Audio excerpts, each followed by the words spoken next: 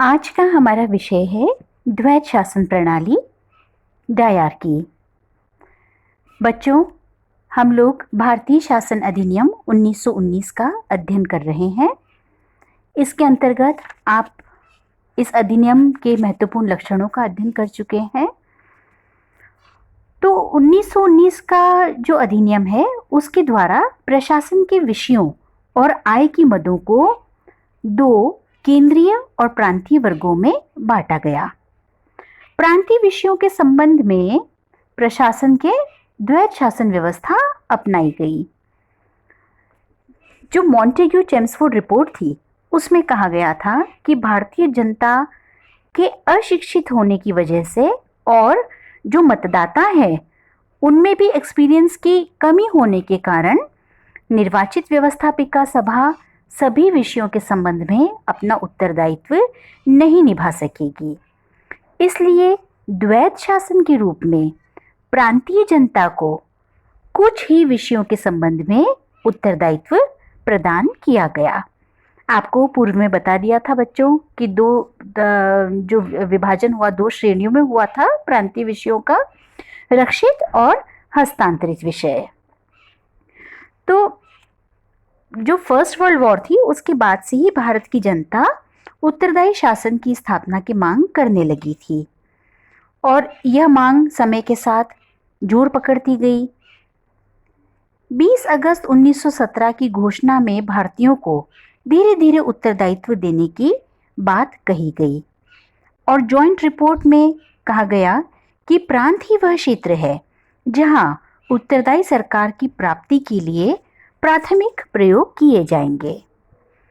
1919 का अधिनियम भारत की जनता की उत्तरदायी शासन की मांग और ब्रिटिश शासन की कम से कम सत्ता हस्तांतरण की इच्छा के बीच एक तरह से समन्वय का नाम है। इस व्यवस्था का मुख्य उद्देश्य यह था कि कुछ विषयों में भारतीयों को प्रांतों के क्षेत्र में उत्तरदायी सरकार प्रदान की जाएगी। जो ये टर्म है डायरकी, द्वैध शासन, द्वैध शासन का आंग्ल पर्यायवाची शब्द डायरकी है। यह दो ग्रीक शब्दों डाई और आर्की से बना था जिसका अर्थ है दोहरा शासन। 1919 के अधिनियम की पृष्ठभूमि में द्वैध शासन से तात्पर्य यह था कि प्रांतीय शासन दो क्षेत्रों में विभाजित हो और इन दोनों क्षेत्रों का प्रशासन दो ऐसे पदाधिकारियों द्वारा किया जाए जिनके स्वरूप और उत्तरदायित्व में भिन्नता हो।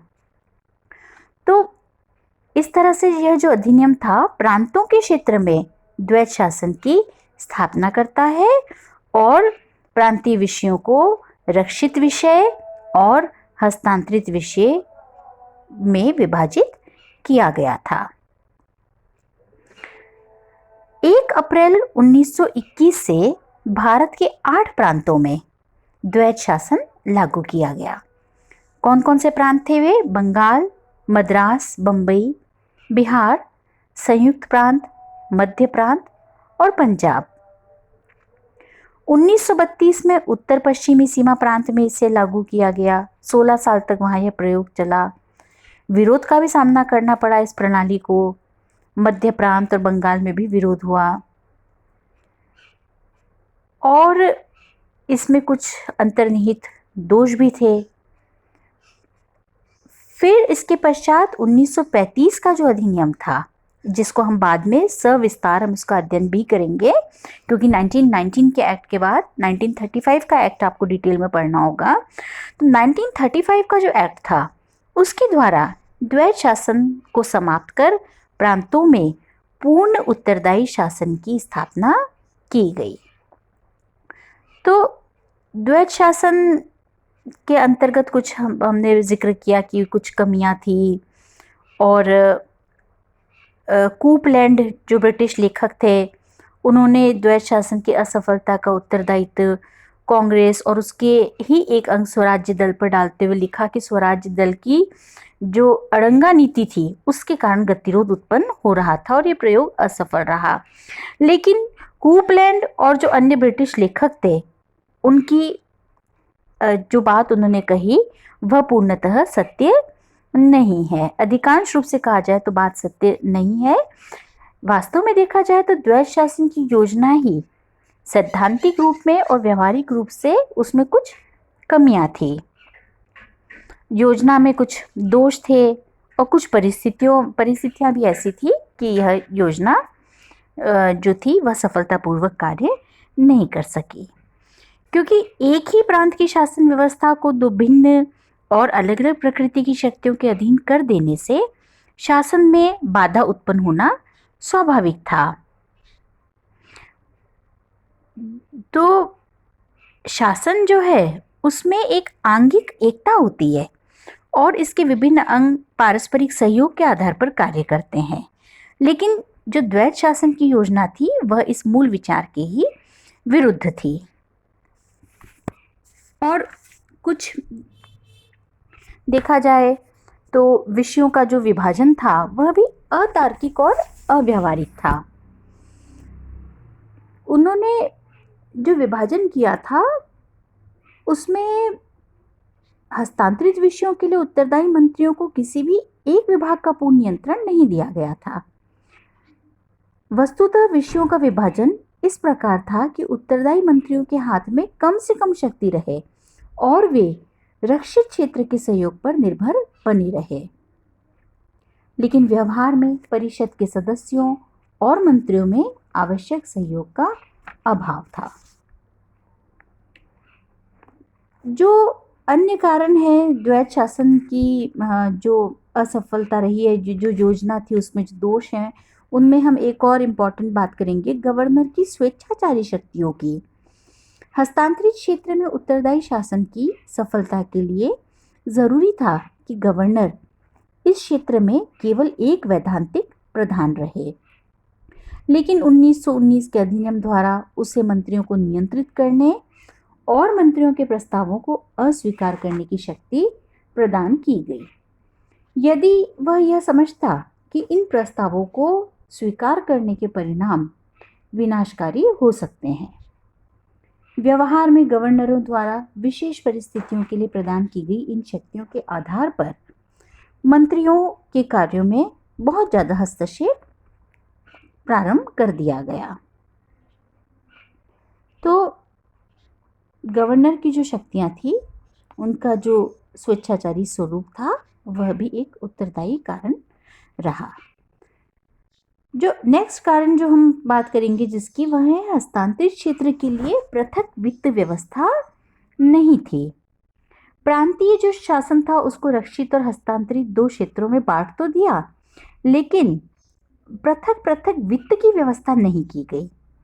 वित्त एक रक्षित विषय था और संपूर्ण वित्त कार्यकारिणी परिषद के एक सदस्य के ही हाथ में रहता था। ऐसी स्थिति में जो मंत्रियों की दशा थी वह आर्थिक शक्ति के बिना अच्छी नहीं थी। मंत्रियों को कोष के ऊपर नियंत्रण रखने का कोई अधिकार ही नहीं था, तो फिर उत्तरदायी शासन की बात करना भी ऐसे में उचित प्रतीत नहीं हो रहा था। इसी प्रकार से मंत्रियों का सेवाओं पर नियंत्रण नहीं था। उत्तरदायी शासन की सफलता के लिए जरूरी था कि विभाग के स्थायी पदाधिकारी पूर्ण रूप से संबंधित मंत्री के अधीन हो, लेकिन द्वैत शासन प्रणाली में यह स्थिति नहीं थी। मंत्रियों के अधीन जो विभाग थे उनके जो स्थायी प्रमुख होते थे वे अधिकांश आईसीएस के सदस्य होते थे, भारतीय नागरिक सेवा के सदस्य होते थे। और 1919 के अधिनियम के अधीन इन सेवाओं के अधिकारों और प्राधिकारों की रक्षा करना गवर्नर का कर्तव्य बताया गया था। तो व्यवहार में इसका मतलब यह हुआ कि स्थायी पदाधिकारियों की नियुक्ति, स्थानांतरण, उनका प्रमोशन, इन सब पे गवर्नर का नियंत्रण होता था, न कि उस मंत्री का जिसकी अधीनता में वे कार्य करते थे। यदि मंत्रियों और नागरिक सेवा के सदस्यों में किसी प्रकार का मतभेद होता तो नागरिक सेवा के सदस्य मंत्रियों की अवहेलना करके उच्चतर अधिकारियों की सहायता से अपनी ही बात रखवा सकते थे। तो इससे जो मंत्रियों की स्थिति थी वह अच्छी नहीं थी। सामूहिक उत्तरदायित्व के सिद्धांत का भी अभाव था, क्योंकि गवर्नर मंत्रियों को किसी दलीय आधार पर नियुक्ति नहीं करते थे। मंत्री एक दल के न होते थे तथा इस प्रकार संयुक्त उत्तरदायित्व का अभाव रहता था। कभी कभी गवर्नर दो विरोधी दल के लोगों को भी मंत्री बना देते थे, जिससे कि वे एक टीम के रूप में कार्य नहीं कर पाते थे। उत्तरदायी शासन की सफलता के लिए विधान परिषदों में भी संगठित दलों का होना आवश्यक था, लेकिन इन परिषदों में संगठित दलों की स्थापना की जरा भी संभावना नहीं थी।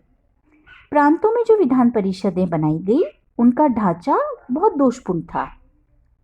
उसमें लगभग 80% सरकारी या सरकार द्वारा नॉमिनेटेड गैर सरकारी सदस्य थे।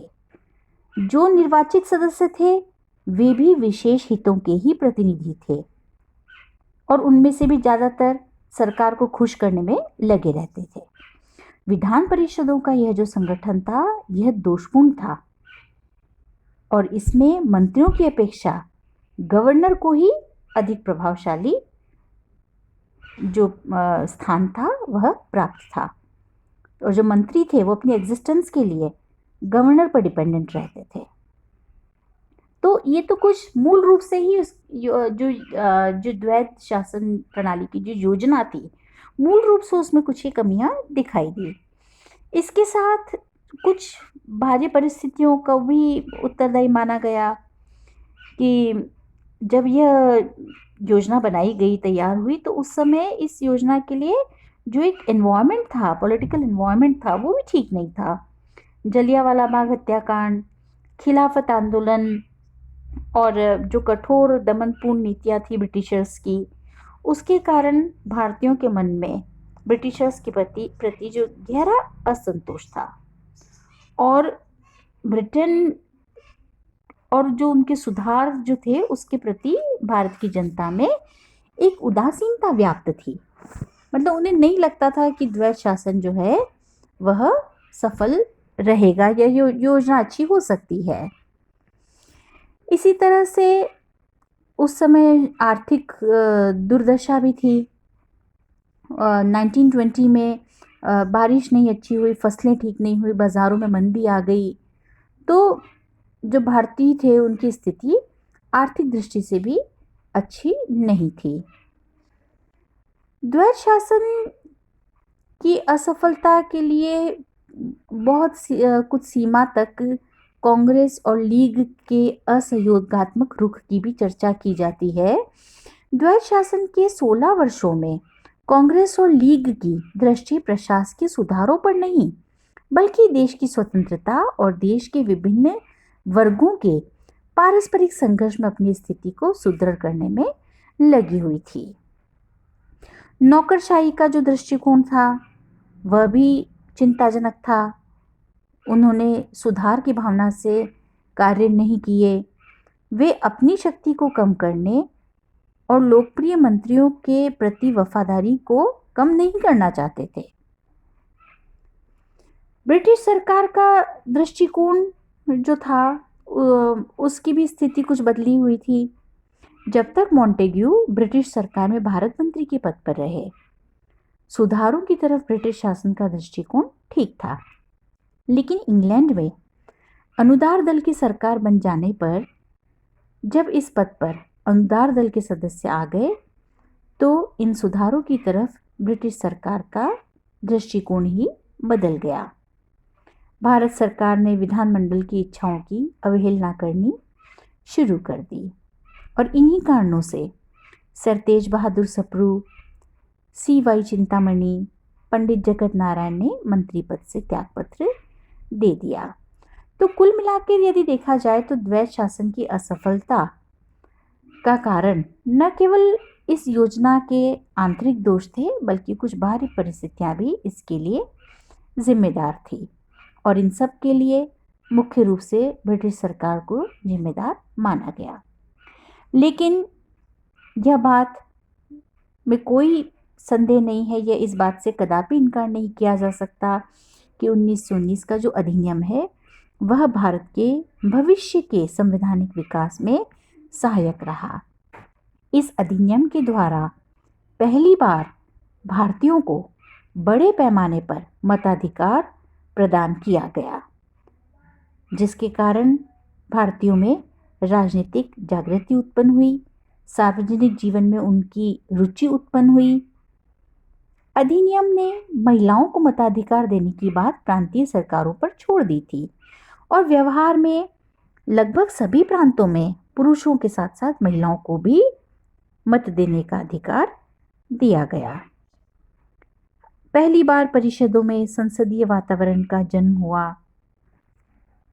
और अब भारतीय मंत्रियों द्वारा ब्रिटिश नौकरशाही के उच्च पदासीन सदस्यों को आदेश दिए जाने लगे, जिसका मनोवैज्ञानिक प्रभाव भारतीयों में जो हीन भावना थी उसकी समाप्ति था। भारतीयों को सरकार के जो शासकीय कार्य थे उनकी भी जानकारी मिलने लगी। द्वैत शासन का परिणाम था कि सार्वजनिक सेवाओं का भारतीयकरण को प्रोत्साहन मिला। अनेक अंग्रेज अधिकारी भारतीय मंत्रियों के अधीन कार्य करने के लिए तैयार नहीं थे, वे भारत से चले गए। ऐसी स्थिति में उनके स्थान पर भारतीयों को ही नियुक्त किया गया।